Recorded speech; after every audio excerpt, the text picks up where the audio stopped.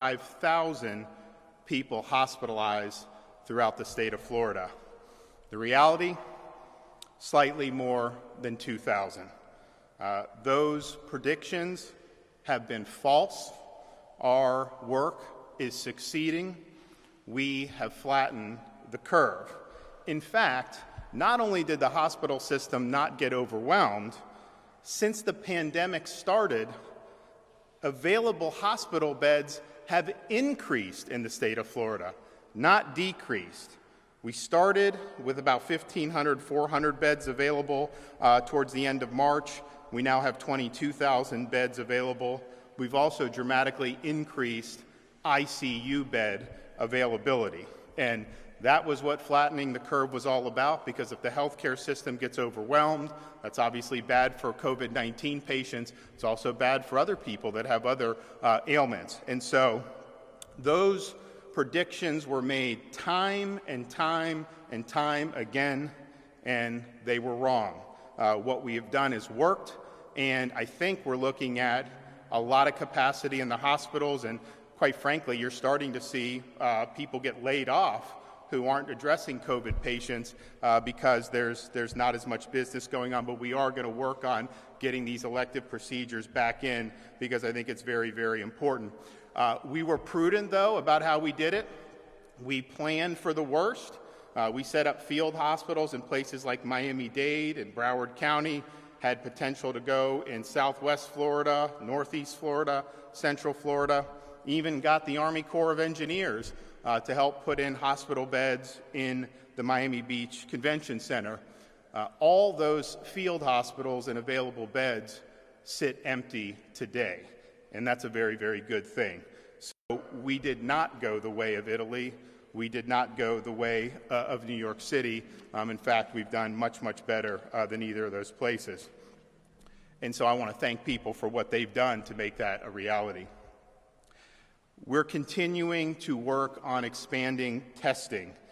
We've aggressively tested. Florida has now tested close to 280,000 individuals in the state of Florida. One of the things that we look at is the rate of people who test positive. If you look at some of these states, they have 30, 35, 40% of everyone that gets tested tests positive. In Florida, that number's been declining. It's about 10%, but if you actually look at the numbers, I think it's even a little bit better than that. When Florida tests, the Department of Health reports every new case that comes in. So yesterday, I think it was about 760.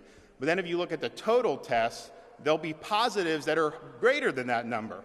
And the reason is because when someone tests positive, in order for them to get out of quarantine, they need to test negative 2 times in a row. Well, sometimes they test at the end of the 14-day and they still have virus, so they test positive.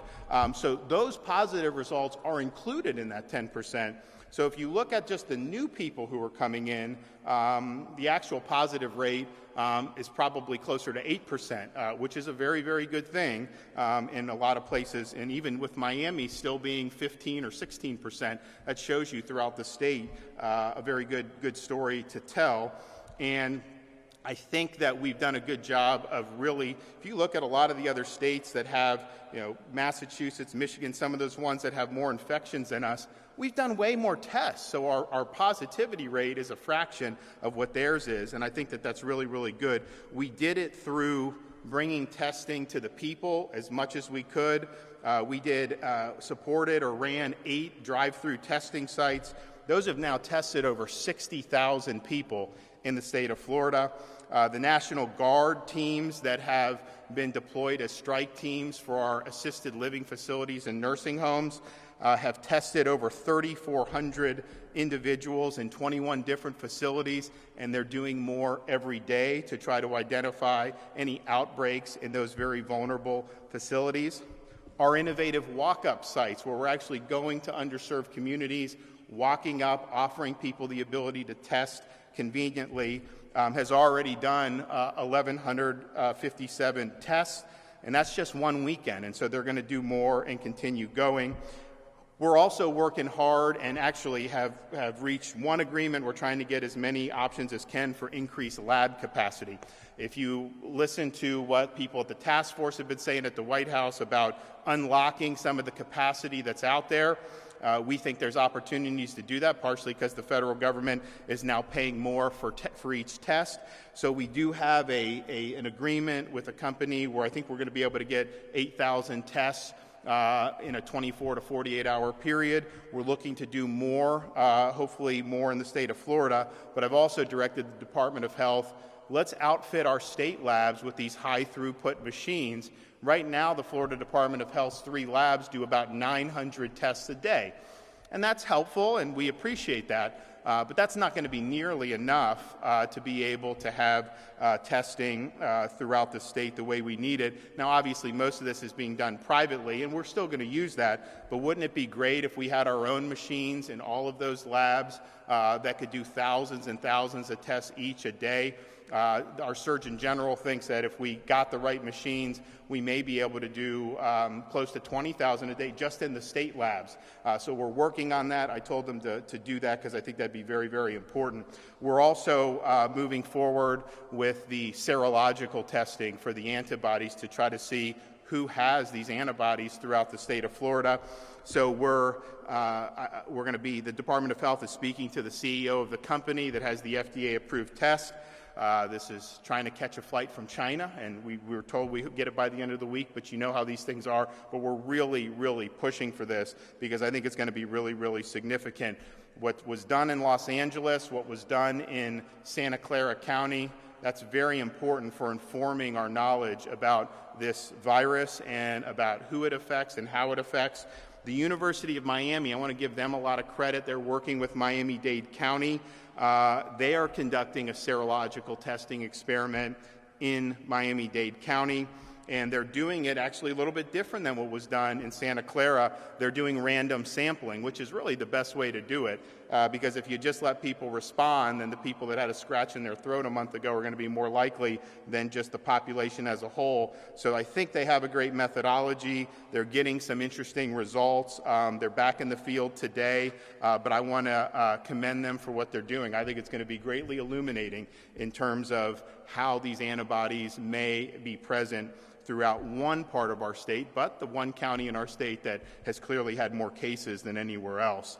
And so that is going to be a big part of this moving forward, and we are totally committed to doing as much as we can to really make an impact in that area. We've been doing nonstop logistics. One of the things we did early was give the N95 masks and require personal protective equipment at the assisted living facilities and nursing homes. That makes a huge difference, particularly if you have a staff member that's asymptomatic.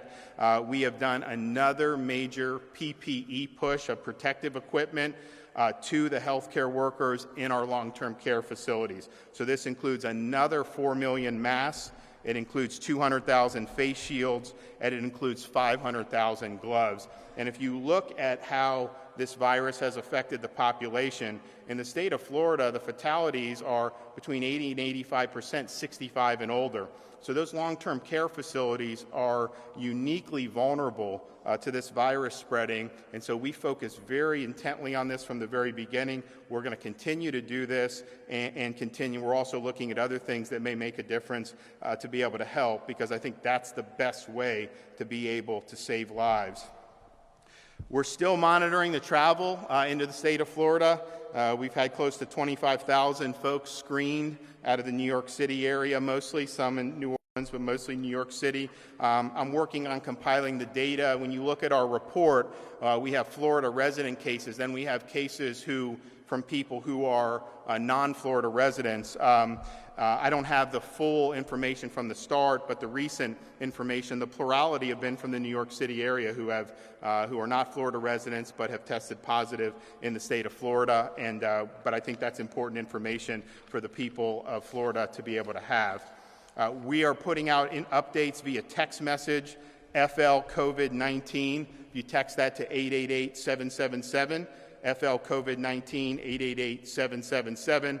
We appreciate everything everyone's doing. I know it's tough, but I think we're on a positive course here. We just got to keep going and make sure we move ahead in a smart and safe direction, and I know a lot of Floridians are looking to do that as well. And with that, I'll take some questions. Yes, sir.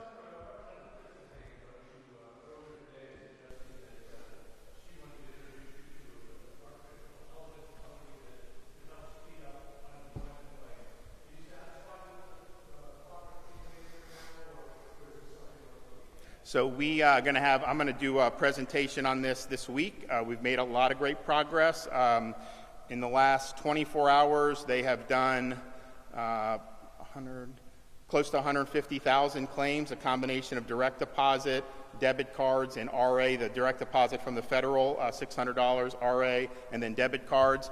There's been a lot of great work done on this system. Look, this system, the fact that the state paid $77 million for this thing, I mean, it's a jalopy. So we've got a lot of great talent in there working on fixing it, but you also have the situation where it's not just the state. You have federal databases that are being pinged, and guess what? Those are being stressed too. It's very slow. So we're working on ways to be able to get that done in a way that works. But we're going to have, I'm going to bring the secretary in. We're going to have, hopefully a great presentation, because there's been a huge amount of progress. It's been very difficult, but you had people working really nonstop. But this whole weekend they're doing stuff on this system, and we're definitely in a better spot than we were.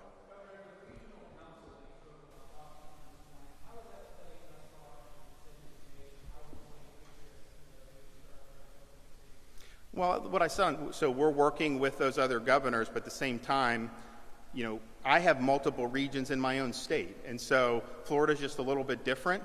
We have a situation where the area of the state that has 30% of the population, Southeast Florida, has over 60% of the fatalities and over 60% of the hospitalizations and close to 60% of the infections. And we've worked with them from the beginning, but we've viewed that as a little different than some of the challenges that have faced other parts of the state. We've had some parts of the state that have just done absolutely fantastic throughout all this. You see some of these White House people try to mention Jacksonville. Dr. Birx is just shutting them down because she said Jacksonville's done such a great job. Northeast Florida's done a great job. The Tampa Bay area has done a great job. There's been whole numbers of places that have done very, very well that have millions of people. So we think that that's a positive, but I'm working with them, but at the same time, I've got to work with my own regions in my state, I think is really important. Yeah, go ahead.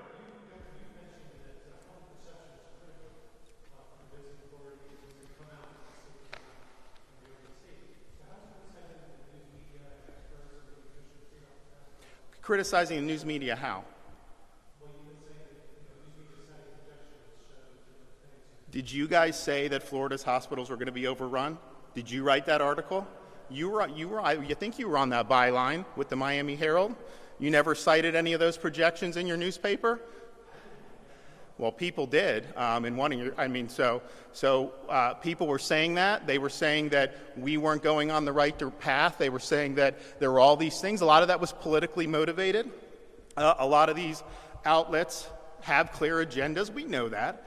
But at the same time, you can't erase that. I mean, when those things are said, we're going to show that Florida did better than any of the projections that people have made. And that's just the reality. That's not criticizing. That's just telling the truth, and it's putting facts ahead of a preferred narrative. Yes, sir.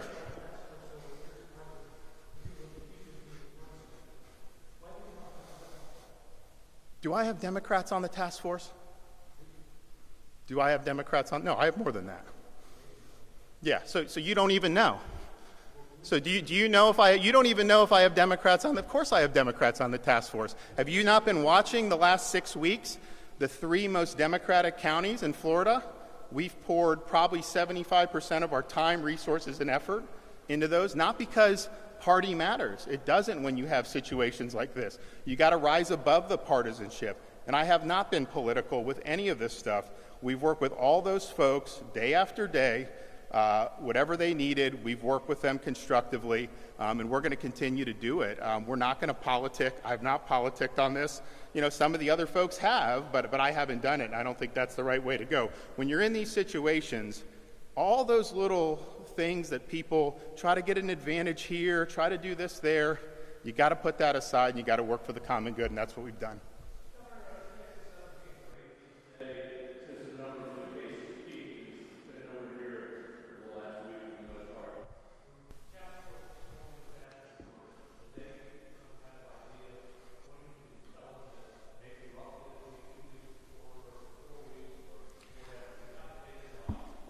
Well, that's part of the reason I want the task force to be there. I want them to give me their ideas about what a day looks like. If you look at what the White House has put out, they want 14 days of the influenza-like illness going down. We've been going down on that for a while. And then they want a downward trajectory in cases. We have that. And then they want a downward trajectory in the rate of positive for that. And so I think we meet those. And but at the same time, I think you want to make sure that you're going about this in the right way. So we have a lot of this stuff in place till April 30th, and then we'll see what it looks like after that. But I haven't set a specific date because I think it's more important to do it right than necessarily try to have an artificial deadline.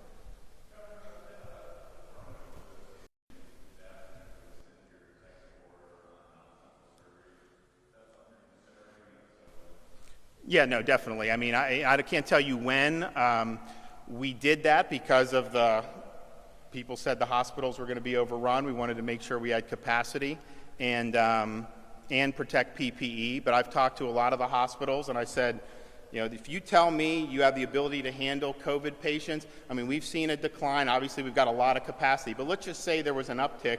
Can you handle it? Do you have the PPE? And then are you going to be willing to help in your community at long-term care and nursing homes? The Cleveland Clinic does a great job. They will go in if something happens in a nursing home. They'll start testing because it's in their interest to be able to stop a cluster there so you don't have 20, 30 people end up in the hospital. So if they're all doing that, then I think that they need to be turned back on. So I'm working with Mary Mayhew on that, but that absolutely has to happen.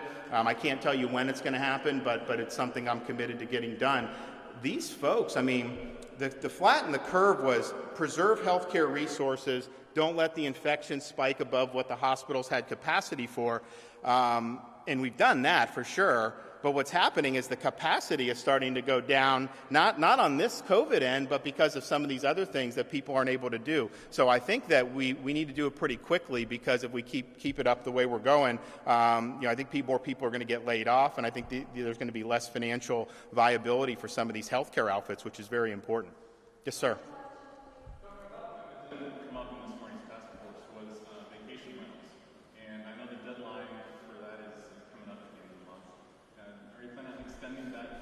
Well, I'd like to hear what they have to say about it. So I haven't made a decision on that yet. I mean, we're going to see what it looks like. But I think people have really been thinking really critically about this stuff, and I've been really impressed with the folks I've talked to. They understand, I think, in the business community, the ability to do it safely and have people have confidence in that, and they're working on a whole bunch of different ways to be able to do that. And that's really across industries, but I've been really impressed with that, and I look forward to getting more feedback. Yes, one more.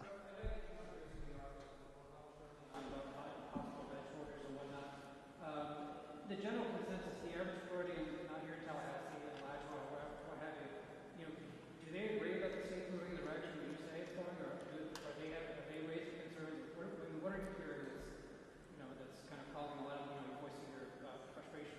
Well, I'm not voicing frustration. I'm just making sure that the facts are getting out there. I mean, when things are put out, a narrative is created that Florida's about to be capsized by this flood of sick people, and it doesn't happen, then people need to realize that a lot of what was said there has not been proven to be true. Now, part of that is because I think we've done a good job on it, but I think that's important, because I think that we need to be frank and honest about what this virus represents. We shouldn't dismiss it, and I was in January saying it was serious and that we needed to restrict travel from China, and there was a lot of folks in particularly the national media who were saying, worry about the flu, don't worry about this. Even as late as March, you had people saying, go do all this or whatever.